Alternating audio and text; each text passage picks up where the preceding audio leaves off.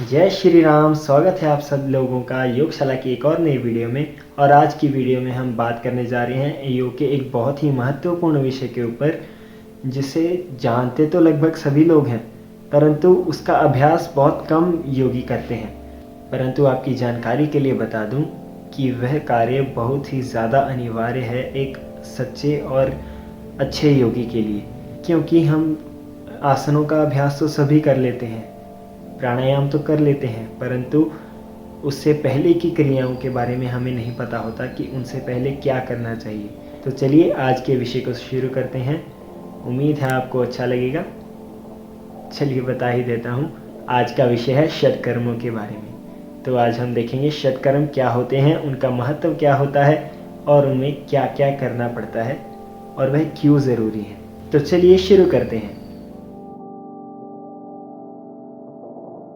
षटकर्मों का अर्थ है वह 6 क्रियाएं जिनसे हमारे शरीर की अंदरूनी सफाई होती है। मतलब हम बाहर से तो साबुन वगैरह लगाकर शरीर को साफ कर लेते हैं, परंतु शरीर के अंदर जो हमारी गंदगी है, हमारी आँखों में, हमारे नाक में, हमारे मुंह के अंदर, हमारे पूरे पाचन तंत्रों के अंदर और हमारे निष्कासन अंगों में जो भी गंदगी है वह हम दूर नहीं कर पाते। क्यों? क्योंकि हमें इसका ज्ञान नहीं है, या फिर हमें यह चीज़ें बहुत गंदी लगती हैं करनी, इसलिए हम उसका अभ्यास नहीं करते। परंतु षटकर्मों के द्वारा ही आपको बता दूं कि जो हमारे शरीर की अंदरूनी सफाई होती है वह इतनी आवश्यक है कि अगर आप वह नहीं करते और आसनों को लगा लेते हैं, चाहे आप आसन ठीक ही क्यों ना लगाएं, तब भी आपको उसका पूर्ण लाभ नहीं मिलता। क्यों?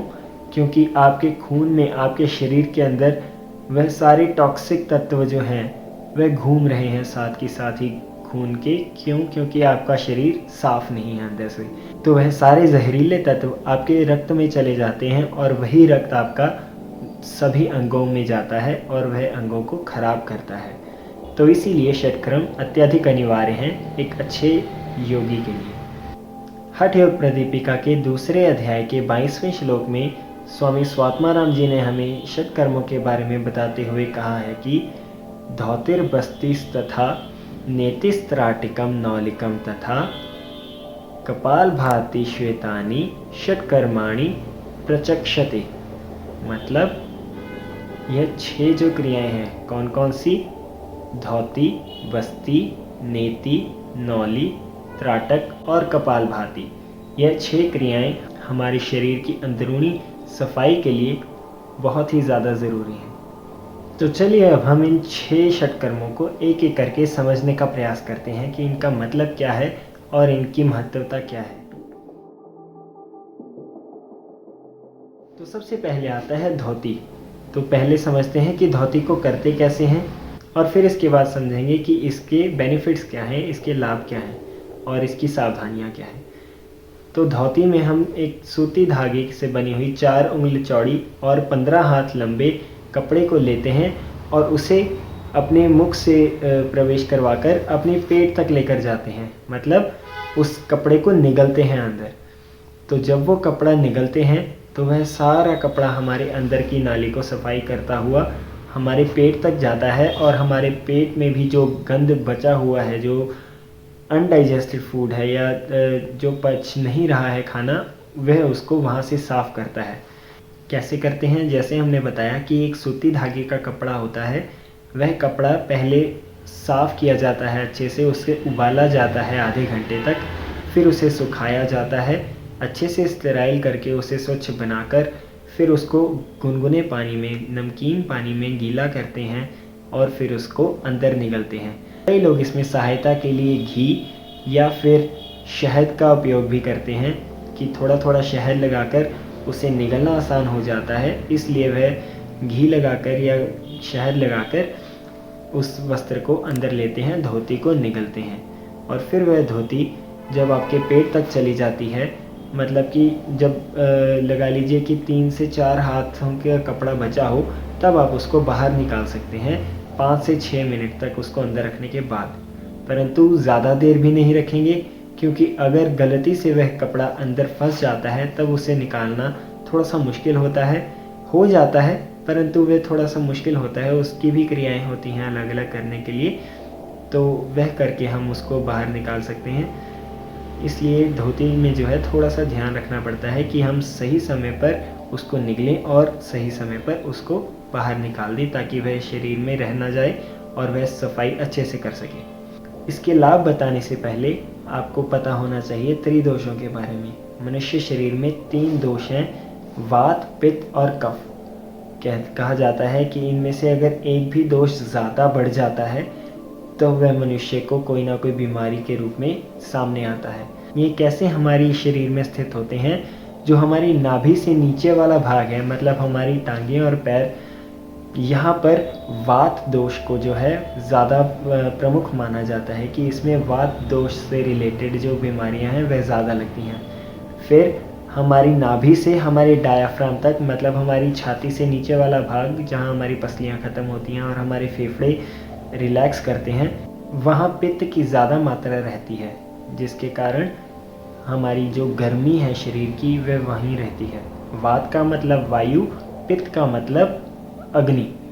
और जो हमारा कफ है, कफ हमारी छाती के भाग से ऊपर तक, मतलब हमारी छाती और हमारा सर जो है वह कफ से रिलेटेड, जो हमें बलगम वगैरह बनता है वह सारा कफ के अंदर आता है। जो हमारा रेशा, बलगम और जो बाकी गंदगी होती है जो हमारे शरीर के ऊपरी भाग में होती है, वह सब कफ के अंदर आती है। तो इससे हमें समझना आसान होगा कि अगर हम धोती कर रहे हैं, मतलब हम अगर कोई चीज़ मुख से ले रहे हैं और वह हमारे पेट तक जा रही है, तो उससे हमारा एक तो कफ का रोग जो है वह दूर होगा, उसके साथ साथ ही हमारे पित्त के जो रोग हैं वह भी दूर होंगे। मतलब हमें बुखार आदि या रेशा वगैरह ज़्यादा जल्दी नहीं होगा, हमारी इम्यूनिटी बढ़ेगी और हमें जो पेट से रिलेटेड हमारी पाचन क्रिया है वह भी तेज़ होगी, हमारी पाचन अग्नि बढ़ेगी और तो और जो हमारे पेट में कीड़ों की समस्या है वह भी ख़त्म होती है, क्योंकि वहाँ की सफाई हो जाती है।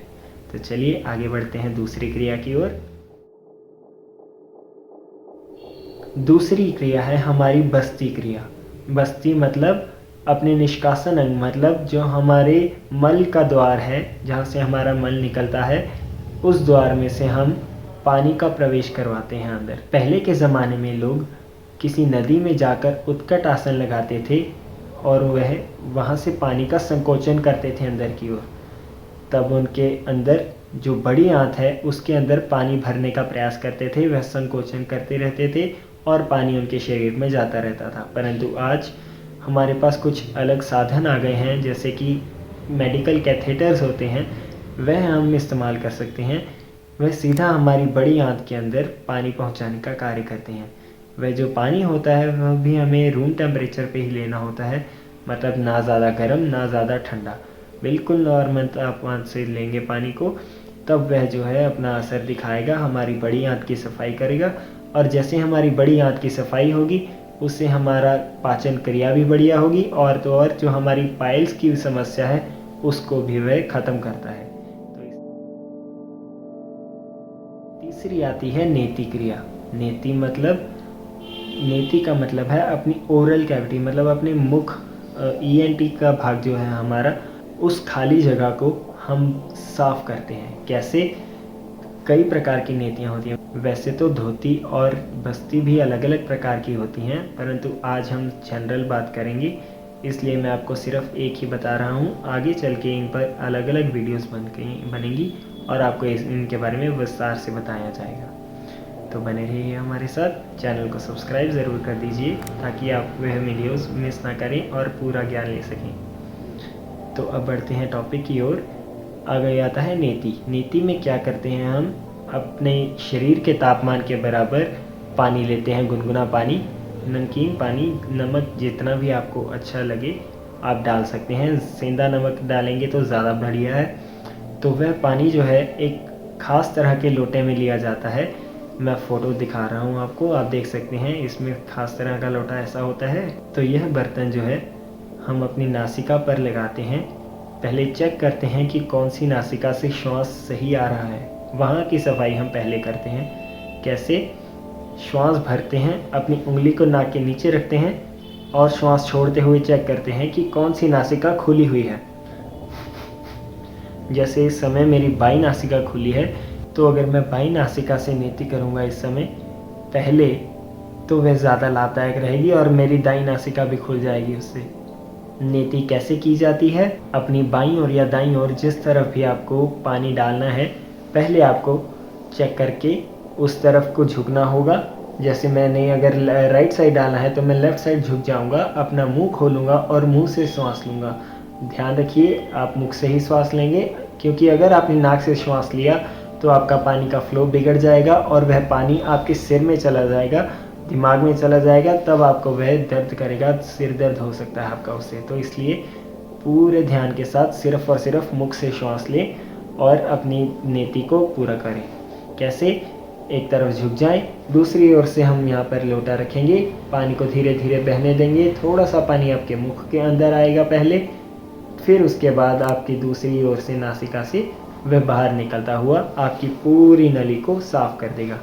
ऐसे क्या होगा, जो आपके अंदर जो कफ जमा हुआ है, जो बलगम जमा हुआ है नाक के अंदर, वह साफ हो जाएगा। और तो और जो आपकी पूरी नासिका, जिन्हें साइनोसाइटिस की समस्या है, वह भी दूर होती है इससे। हठ योग के बारे में बात करें तो हठ योग में कहीं भी जल नेति के बारे में नहीं दिया गया है। वहाँ सिर्फ एक ही प्रकार की नेति आती है और वो है सूत्र नेति। सूत्र नेति में हम एक सूती धागा होता है 9 इंच लंबा, तो उस सूती के धागे को हम नाक से अपनी प्रवेश करवाते हैं। उस धागे के आगे मोम लगी हुई होती है ताकि वह मुड़े ना, तो इसलिए वह मोम वाला पार्ट जो है हम पहले अंदर प्रवेश करवाते हैं और फिर वहाँ से वह घूमती हुई हमारे मुख के द्वार से बाहर आ जाती है। उसको हम 2 उंगलियों से, अपनी बड़ी वाली और अपनी फर्स्ट उंगली से पकड़ते हैं और उसको बाहर निकालते हैं और फिर उसको हम रगड़ते हैं आगे पीछे करके 7 से 10 बार, ताकि वह हमारी पूरे ओरल कैविटी की सफाई कर दे, हमारी नाक की सफाई कर दे और हमारी साइनस की समस्या है या बड़ी हुई रीढ़ की जो समस्या है वह उसे ठीक करे। ऐसा ही हम दोनों नासिका से करते हैं। इस प्रकार हमारी दोनों नाक जो हैं वह खुल भी जाती हैं और वहाँ की सफाई भी हो जाती है। तो इस प्रकार नेति का बहुत ही बढ़िया महत्व है। जैसे हम देख सकते हैं कि कोविड के टाइम में लोग नाक के द्वारा ही जो संक्रमण जो है वो अंदर ले रहे थे कोविड वायरस को, परंतु अगर हम नेति की क्रिया जानते होते या फिर हमें वह आती पहले से, हम कर रहे होते अभ्यास उसका, तब हम उस वायरस से बहुत ही आसानी से बच सकते थे नेति करने के बाद। क्यों? क्योंकि हम उसको साफ़ कर देते पूरी जगह को और वहाँ वायरस का प्रवास हो ही नहीं पाता। तो इस प्रकार से नेति की क्रिया हमारे लिए बहुत ही बढ़िया है और हमें इसका अभ्यास हफ्ते में 1 बार करना चाहिए। स्टार्टिंग में जो है हम रोज़ कर सकते हैं, परंतु अगर हम अभ्यासी हो चुके हैं, साफ़ हो चुका है, तो हम हफ्ते में इसको 1 बार कर सकते हैं। सावधानियाँ इसमें यही हैं कि हम एक एक करके ही करें और पहले चेक कर लें कि कौन सी नाक खुली है और कौन सी नाक बंद है। दूसरी सावधानी ये है कि हमें देखना चाहिए कि हमारी जो नेति का पानी है वह कितना गर्म है। और सबसे बड़ी बात है कि हमें मुख से श्वास लेना है। याद रखिए, हमेशा मुख से श्वास लेना है जल नेति के दौरान। षट कर्मों में चौथा जो क्रम आता है वह आता है नौली का। नौली, मुझे यकीन है आप में से कईयों ने, जिन्होंने भी बाबा रामदेव जी को देखा है, उन्होंने उनकी नौली क्रिया ज़रूर देखी होगी, जिसमें वह पेट को ऊपर नीचे हिलाते हैं सभी ओर। वह नौली क्रिया होती है। कैसे होती है? नौली क्रिया में हम अपने पेट की मांसपेशियों को इकट्ठा करते हैं और उन्हें घुमाते हैं। नौली 4 प्रकार की होती है, परंतु हम जो है वह मेन वाली ही करेंगे। तो इसमें क्या होता है कि हम अपने पेट की सारी हवा को बाहर निकालते हैं, जिसको हम रेचक कहते हैं। तो हम पूरी हवा को बाहर निकाल के अपने पेट को पूरा अंदर की ओर पिचका देते हैं और फिर अपनी मांसपेशियों को बीच में लेकर आते हैं, बिल्कुल मध्य में पेट के, और फिर उनकी मूवमेंट जो है पूरी लेफ़्ट राइट मतलब दाएं बाएं करते हुए पूरे पेट में उसको घुमाते हैं और उससे हमारे पेट के मसल्स की एक्सरसाइज होती है। साधारण सी बात है, जब हम पेट से रिलेटेड कोई भी नौली क्रिया करेंगे तो उसमें हमारे पेट के रोग, हमारी आंतों के रोग, हमारा लिवर, हमारे पैनक्रियाज, गॉल ब्लैडर सारे मूव होते हैं और उनमें सभी की मूवमेंट जो है अच्छी होती है, उनके मसल्स अच्छे होते हैं और उनकी फंक्शनिंग भी है जो बेहतर होती है। तो इस प्रकार से जो नौली क्रिया है वह हमारे पेट के रोगों के लिए, मतलब हमारे पित्त के रोगों को ठीक करने के लिए नौली क्रिया एक बहुत ही बढ़िया कर्म है। नौली में सावधानियाँ जो हमें रखनी चाहिए वह होती हैं कि नौली करने के बाद हमारी आंतें जो हैं वह सूख जाती हैं। मतलब जब वह एक्सरसाइज करती हैं तब उनमें जो है घर्षण के कारण वह आपस में बहुत ज़्यादा चिपक जाती हैं। तो हमें नौली करने से 3-4 दिन पहले हमें घी का सेवन करना चाहिए, ताकि हमारी सारी मांसपेशियां, हमारी आंतें, हमारा पेट जो है वह एकदम चिकना रहे और उसमें फ्रिक्शन कम से कम बने, ताकि हम जब मूवमेंट करें तो उसमें फ्रिक्शन बने, परंतु वह सिर्फ मसल्स को ही वार्म अप करे, उन्हें नुकसान ना पहुंचाए। तो इसलिए घी का सेवन करने से नौली क्रिया में और बेहतर रिजल्ट्स आते हैं। ये कार्य कोई बताता नहीं है, परंतु यह बहुत ही आवश्यक कार्य है जो हमें नौली क्रिया से पहले और बाद में करना चाहिए। क्योंकि जब हम नौली करते हैं तो हमारी सारी मांसपेशियां खिंच जाती हैं और उनमें घर्षण के कारण जो है तनाव आ जाता है। तो इसलिए नौली करने से पहले और बाद में घी का सेवन ज़रूर करें।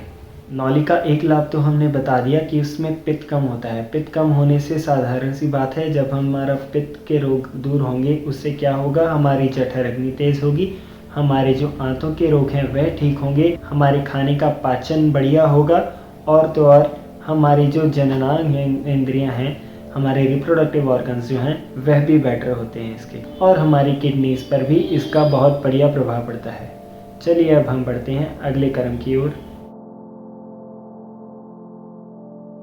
5वां कर्म जो हमारा आता है वह आता है त्राटक का। त्राटक मतलब कि किसी एक लौ की ओर घूरते रहना अपनी आंखों से। वह लौ किसकी हो सकती है? वह लौ दीपक की हो सकती है, या किसी मोमबत्ती की हो सकती है, या फिर जो बहुत ही ज़्यादा अभ्यासी लोग हैं वह सूरज से भी त्राटक करते हैं। कैसे? वह एकटक होकर सूरज की ओर घूरते रहते हैं, देखते रहते हैं जब तक कि उनकी आंखों से आंसू ना आ जाएं, बिना पलकें झपकाए। तो उसी को कहते हैं हम त्राटक की क्रिया करना। तो त्राटक की विधि क्या है?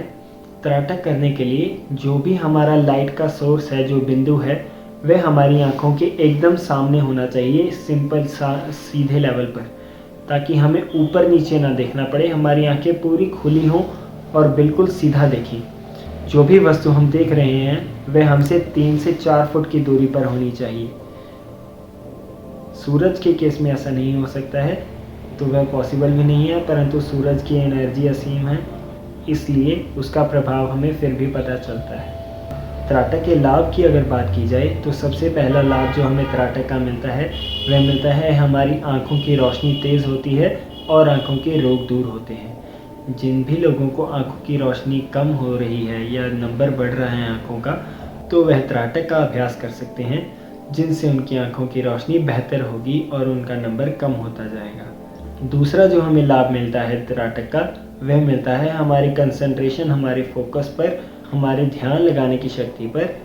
त्राटक बहुत ही महत्वपूर्ण कार्य करता है। क्यों? क्योंकि जब हम एक ही चीज़ को सीधा देखते रहते हैं कुछ देर के लिए, तब हमारा ध्यान उसमें लग जाता है और हम उसको पूरी शिद्दत से देखते हैं और उस पर ध्यान अपना केंद्रित करते हैं। उससे क्या फ़र्क पड़ेगा? जैसे हम कोई बच्चे पढ़ाई करने बैठते हैं या कोई व्यक्ति अपने काम में ट्रबल शूटिंग कोई प्रोजेक्ट पर काम कर रहा है, तो वह देर तक उस चीज़ पर फोकस कर सकता है, अपना ध्यान लगा सकता है और अपने कार्य को और एफिशिएंटली कर सकता है और बढ़िया तरीके से कर सकता है। योगियों के हिसाब से त्राटक जो है वह स्वर्ण की मुद्राओं के समान एक आभूषण है, जिसे बिल्कुल संभाल कर रखना चाहिए और उसका इस्तेमाल पूरी शिद्दत के साथ सोच समझ कर करना चाहिए। त्राटक की सावधानियों की अगर बात करें तो त्राटक में सबसे ज़्यादा बड़ी सावधानी यही है कि हमारी जो लौ है, हमारा जो सोर्स है लाइट का, वह हमारी आंखों के एकदम सामने होना चाहिए। और एक और बड़ी बात कि इसको भी गुरु की निगरानी में ही करना चाहिए, क्योंकि वही आपको सही तरह से करवा सकते हैं। इसकी विधि थोड़ी होती है त्राटक लगाने के लिए, तो वह देखने के लिए आपको एक गुरु की ज़रूरत पड़ती है। एक लौ को एक ही व्यक्ति देखे तो बेटर है, क्योंकि अगर हम ज़्यादा लोग एक ही लौ को देखेंगे तो हमारा ध्यान इधर उधर भटक सकता है। तो इससे बेहतर यही है कि अगर हम ज़्यादा लोग हैं त्राटक लगाने के अभ्यासी, तो हर एक अपने अपने स्रोत पर देखें, बिंदु पर नहीं फोकस करें, ताकि उनका ध्यान अच्छे से लग सके। चलिए अब हम बढ़ते हैं अपने आखिरी षटकर्म की ओर, जिसका नाम है कपालभाति। मैं जानता हूँ हम में से अधिकतर लोग जो हैं वो यही सोचते हैं कि कपालभाति जो है एक प्राणायाम है, परंतु वह एक प्राणायाम नहीं, एक षटकर्म है। षटकर्म से क्या होता है? हमारे शरीर की सफाई। जबकि प्राणायाम जो है वह हमारे प्राणों को नियंत्रण में रखने के लिए या फिर हमारे प्राणों का आयाम करने के लिए किए जाते हैं। तो इन दोनों में बहुत ही बड़ा अंतर है। कपालभाति जो है वह एक षटकर्म है, प्राणायाम नहीं। उम्मीद है आप समझ गए होंगे। तो अब जानते हैं कि कपालभाति कैसे की जाती है। कपालभाति का अभ्यास बहुत ही सरल है वैसे तो, परंतु फिर भी करने में, ज़्यादा देर करने में कईयों को दिक्कत हो सकती है। कैसे? कपालभाति में हम श्वास को जो है पूरा भरते हैं, पेट को अंदर तक, उसे हम डायाफ्राम ब्रीदिंग बोलते हैं। श्वास को भरते हुए इतना श्वास भरें कि हमारे श्वास हमारे फेफड़ों से होता हुआ हमारे पेट को भी फुला दे, पेट तक को फुला दे, और फिर छोड़ते हुए पेट को अंदर की ओर संकोचन करें। इतना संकोचन करें कि वह पूरा पीछे जाकर नाभि हमारी रीढ़ की हड्डी के साथ छू जाए। तो इससे जो है हमारी कपालभाति की एक आवृत्ति पूरी होती है। इसी प्रकार शुरुआत में हम 1 मिनट में कम से कम 30 से 40 बार कर सकते हैं इसका अभ्यास, और हम अगर अभ्यासी हो गए हैं तो हम 2 मिनट के अंतर्गत इसको 1 सेकंड में एक बार करते हुए 120 बार भी कर सकते हैं। 2 मिनट में 120 बार करेंगे तो फिर हमें इसका और बेहतर लाभ मिलेगा, और बेहतर हमारे मसल्स जो हैं वो टाइट होंगे और वह और अच्छे से पाचन कर पाएंगे। इसका मुख्य लाभ जो है हमारे पाचन क्रिया की ओर ही होता है, हमारे पित्त के रोगों के लिए होता है और हमारे श्वसन क्रियाओं के लिए होता है। तो यह हमारे कफ और हमारे पित्त दोनों के लिए बहुत ही बढ़िया है। इससे हमारी नाक की सारी समस्याएं, हमारी छाती की सारी समस्याएं, हमारे हृदय की समस्याएं, हमारे पेट की समस्याएं सारी ही दूर हो जाती हैं। कपालभाति भी बहुत ही ज़्यादा लाभदायक है और एक साफ और स्वस्थ शरीर के लिए बहुत ही अनिवार्य तकनीक है। उम्मीद है आपको सारे षटकर्म समझ में आए होंगे। मुझे पता है वीडियो थोड़ी लंबी हो गई है, परंतु ये ज्ञान आपको देना ज़रूरी था, आप तक पहुंचाना बहुत ज़रूरी था। इसलिए इसको पूरा करने के लिए मैंने सारे क्रमों को एक ही वीडियो में रखा है, ताकि आप एक एक करके सभी को समझ सकें। और मैं आपको फिर से एक बार ध्यान दिलाना चाहता हूँ कि कोई भी षटकर्म चाहे कितना ही आसान क्यों ना लगे दिखने में, हमें गुरु की देखरेख में ही करनी चाहिए, ताकि उसमें कोई भी गलती ना हो और हम अच्छे से उस क्रिया को पूर्ण कर सकें। तो कृपया इस बात का खास ध्यान रखें और इसको गुरु के अंतर्गत ही करें, गुरु की देखरेख में करें और अपने शरीर को साफ और स्वस्थ बनाएं। तो इतना ही आज की वीडियो में। उम्मीद है आपको वीडियो अच्छी लगी होगी, तो कृपया उसको लाइक कीजिए, सब्सक्राइब कर दीजिए हमारे चैनल योगशाला को, और कमेंट्स में ज़रूर बताइए कि आपको हमारी वीडियोस कैसी लगती हैं, और अगर आपका कोई फीडबैक है वह भी हमें ज़रूर दीजिए, ताकि हम इसे और बेहतर बना सकें। तो आज के लिए इतना ही। जय श्री राम, हर हर महादेव।